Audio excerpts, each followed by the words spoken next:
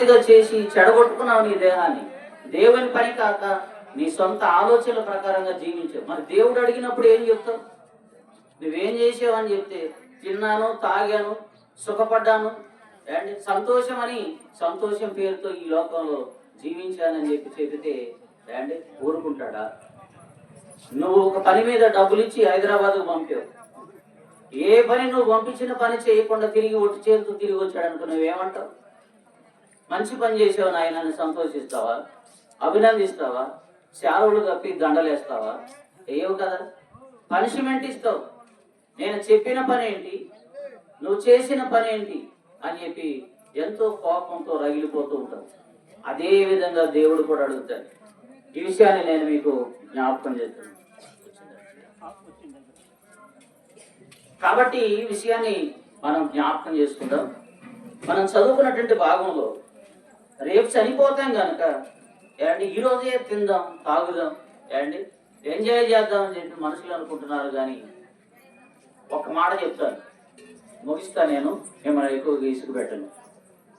మనకు పిల్లలు ఉన్నారు ఏమండి, మంచి స్కూలును ఏమండి కనుక్కొని సీనియర్ స్కూల్ టీచర్లను ఏమండి తెలుసుకొని ఎంత ఫీజు అయినా సరే స్కూల్లో చేర్పిస్తాం.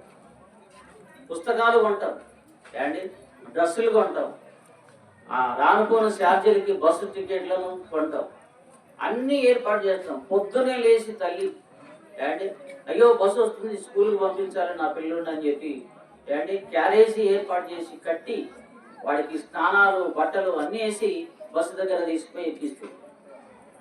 సంవత్సరం దాకా ఓపికతో అలాగనే చేస్తుంది.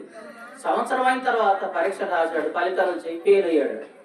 అప్పుడేముంటుందో తెలుసా తల్లి, ఒరే సంవత్సరం అంతా ఎంత పెందల కడలేసి నీ కోసానికి నేను కష్టపడ్డాను, ఎంత ఫీజు కట్టాను, ఎంత బస్సుకు అంటే ఫీజు కట్టాను, నీకు డ్రెస్సులు, ఈ టైలు గీలు ఇవన్నీ అంటే నీ కోసానికి ఏర్పాటు చేశాను, తప్పటానికి నారా అని ఎంత బాధతో తల్లిదండ్రులు మాట్లాడతారో మనందరికీ బాగా అండి. కేవలం ఒక సంవత్సరం నీ కుమారుడుకు నీ కూతురుకు శాఖలు చేసిన దగ్గర నీకు ఎంత బాధ ఉంటే, దేవుడు నీకు జన్మనిచ్చిన దగ్గర నుండి కంటికి రెప్పలా కాపాడుతూ నీకు అన్ని విధాలుగా సహాయం చేసి, నేను చెప్పిన మాటలు వినరా నాయన, నేను చెప్పిన మాటల ప్రకారంగా నేను చెప్పిన మాటల ప్రకారంగా చేయకుండా అంటే నా దగ్గరకు రాకుండా నాకు ఇష్టం లేని పనులు చేసేవా ఎవరని దేవుడు అడగడం న్యాయం కదా. ఒక తండ్రివిగా ఒక తల్లివిగా నీ కుమారుడు నీ కూతురు తప్పిపోయినందుకు అంటే నీకు బాధ కలిగితే, ఇన్ని సంవత్సరాల ఆయుష్ కాలం ఇచ్చి ఆయనకు పనికి రాకుండా నువ్వు బ్రతికితే మరి ఆయన అడగడా?